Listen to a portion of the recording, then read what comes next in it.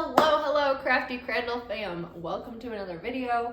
If you are anything like me, then you have started decluttering and organizing your life in the new year. I have gone through the rest of my house and completely reorganized basically everything that I own. I have purposely left this space behind me untouched for this video because I want to go through with you how I declutter and organize my art supplies because I feel it is relevant to this channel. Here's what we're starting out with, just the mess and clutter that I currently have in this space, on the desk, in the drawers, on the shelf. I am a firm believer in beginning the decluttering process by taking everything out and seeing what you have and going through each thing individually to understand, do you use it? Do you still like the thing? Like, is it useful to you in some way in the future? Can you perceive a use for it within the next 365 days? If not, get rid of it. If it's something that you just genuinely don't like anymore, get rid of it and figure out a meaningful way to keep everything in its place so that throughout the organizational process, everything has a place. That is my number one rule when it comes to how I organize my home. Everything must have a place, like a dedicated space that it lives, that I return it to when I am done with it.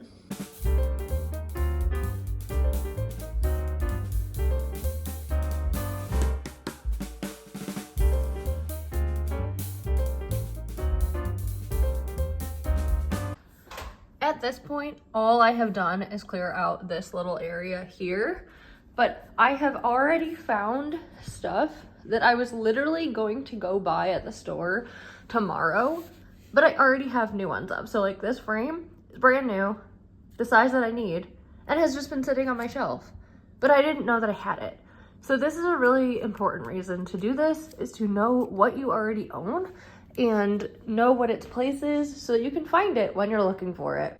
Taking everything out also just gives you an idea of the complete volume of stuff that you are looking to organize or declutter. In my case, I realized after doing this how many art supplies I have. I do not need to buy any new art supplies for the foreseeable future, if ever. It is a huge volume of stuff, and you don't really realize it when it's all packed away in these little spaces. When it's all laid out, you can really see it. Now that I have everything just out in the open in my space, I am going to go ahead and build some piles. So getting everything just kind of organized in piles of like stuff so that I can evaluate all of it together as a whole before figuring out its future place in my setup. I find that organizing everything into piles of like belongings helps to mitigate some of the overwhelm that the initial removal of stuff kind of incites, while giving you a good basis for the beginning of the process as a whole. Piles established. Colored writing utensils, art tools, palettes, felting supplies, erasers, portfolios, sketchbooks, artistic paper, like not like white paper, brushes, paint, adhesives, stuff I'm getting rid of, I already know, packaging supplies, canvases, paper, frames. So now I'm going to go through each pile individually and I am going to decide what I want to keep and get rid of. I have quite the pile of sketchbooks here, but this is not all of them. So I'm going to conglomerate all of my sketchbooks into one place and we will go through them there. So this is where I keep a lot of my art reference books in addition to some of my sketchbooks. So I'm going to see if I can add some of these sketchbooks to this pile if they are completed, and then any of these that are not complete, add them to this pile to go back into the art room so that I use them more frequently than on this shelf. I went through each sketchbook individually to see how much progress I had made on it, and also evaluated the quality of the sketchbook with reference to the types of artwork that I typically make. All right, so these are the unfinished sketchbooks that are going to go back into the art room. These are sketchbooks that I've used more as notebooks, so they're more for music at this point. These are sketchbooks that I just don't like the paper type of, and so I'm going to see if someone else in my life might want them. And then these are my finished sketchbooks that are just going to go right back up on this shelf. Next, I went through all of my portfolios, packaging equipment, and paper, and moved it into my little shelf, which I had actually moved from the corner that I was in to this side of the room so that it was more accessible for me to utilize in this space. Next, we have this shelf. Now that our paper and everything is pretty well figured out, before I figure out what needs to go in these three little spaces, I want to determine what goes here, because the more of a bulk of stuff can go here. And so based on like how big the pile is after I am done decluttering it, will determine what goes on this shelf. The first thing that I have here are just all of my tapes and adhesives. So I'm going to go through, try to organize some of this, make it look prettier, get rid of stuff that I don't use or that is no longer functional, and then hopefully find a space for it on the shelf. So I've got a lot of these like decorative tapes, like these particularly I know don't work that well, so honestly I think it's just time to get rid of them. I hold on to things because I think I'm going to use them, but then ultimately it's either their function that keeps me from using it or some other factor. So I just need to accept that some things don't work the way that I expected them to and get rid of them. I have a bunch of these MT tapes that I absolutely love and use all the time, and then this cute music note tape that I used on cards this year that I will continue to use into the new year. So that pretty much does it for masking tape. I use this type of masking tape too all the time. I have this bin of glue. I don't know, like, it's just so much glue, and it is all yellowing because I've left it in this manner. And while I'm sure it's still super functional and everything, it just looks atrocious. So I'm gonna try to find a better storage solution for this. I have my glues that I use all the time. Those are still useful. This tape, again, musical tape, looks nice. Another empty tape that was not in this bin. This is another problem with me not keeping organized, is that stuff ends up where it shouldn't, and then again I forget that I have it because it's not in its place.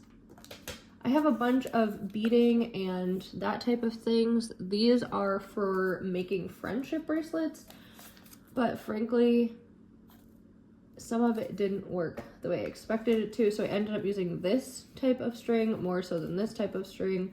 I will still keep this in case I make friendship bracelets again this year, but this roll did not work, and so this one will be discarded. I have a bunch of ribbons. These don't belong here. This doesn't belong here. Like, I just have managed to accumulate stuff in places that it does not belong, and that drives me insane. Wire, ribbon, it's a lot. So I'm gonna go ahead and declutter this. You don't need to listen to me ramble any further, but let's get this done. After evaluating each thing and deciding what I was keeping, I decided to organize this shelf from top to bottom with things that I used most frequently to things that I use least frequently. That meant that those markers had to go because they are something that I don't use super frequently, as opposed to paint palettes, which I do. This method really helped once I established it. The moment that we've all been waiting for, the paint. So I've got paint and paint adjacent things here. So like my watercolor pencils, watercolor crayons, paint strips, and then obviously all of my palettes of watercolor paint. My gouache is still in the cabinet. That's because I know what gouache I have. It's already organized in its drawer, and that I feel comfortable with. That said, there are like a couple of little gouache tubes here, so I'd like to add these to that drawer, and that's all I'm gonna do from a gouache perspective. But from a watercolor perspective, I just have so much paint, and it is frustrating to not have it organized. So that's what we're gonna do. We're gonna organize the watercolor and go through everything and just get rid of stuff that I don't need. Nobody needs this much watercolor. Like, I just want to impress that upon you. You do not need this much watercolor. It's ridiculous at this point. Okay, so what we have here, we have metallic paint, Albion paint, gouache, inks, acrylics, gesso, Kuretake palette, cheap palette, primary watercolor palette, travel palette, Cotman set, random miscellaneous watercolor, M-gram paint, palette of Shinhan colors. So this palette has these watercolors in it, and then of course the other miscellaneous things here. So to be honest, again, this is ridiculous. I don't need this much watercolor. I use primarily this palette. Now this palette, these two sides of it came in this palette. I don't have refills for these colors. However, I obviously have a ton of watercolor paint. The middle here is all of like these extra tubes of watercolor that I've bought over the years, or are like these are Winsor & Newton Professional little palette things that you can buy in that form factor. So I don't have refills for some of these. I do have refills for others. And so what I want to do is go through any of these colors. Like this black is obviously almost gone. That blue, a couple of these I use a ton, and some of the colors I hardly use at all. So I want to go through, put some refills in this palette since I use it so frequently. This has these watercolors in it on the sides here. That's these colors. The middle here are, again, like things that I either bought or are some of these other paints that I have. So these two palettes, for the most part, are good to stay because I use them really frequently. I used this recently for a video, and also tend to reach for this when I want something a little bit more opaque. This I'm getting rid of. I don't use it. I think this was for like a cheap versus expensive supply video. But frankly, like I'm never gonna reach for this to do a proper painting. So it just needs to go. I don't want to give this to anyone because it's just not high quality. These Winsor & Newton Cotman colors I did a video on. I really love them. I think that they're a great option, and I might use some of them to refill some of these paints.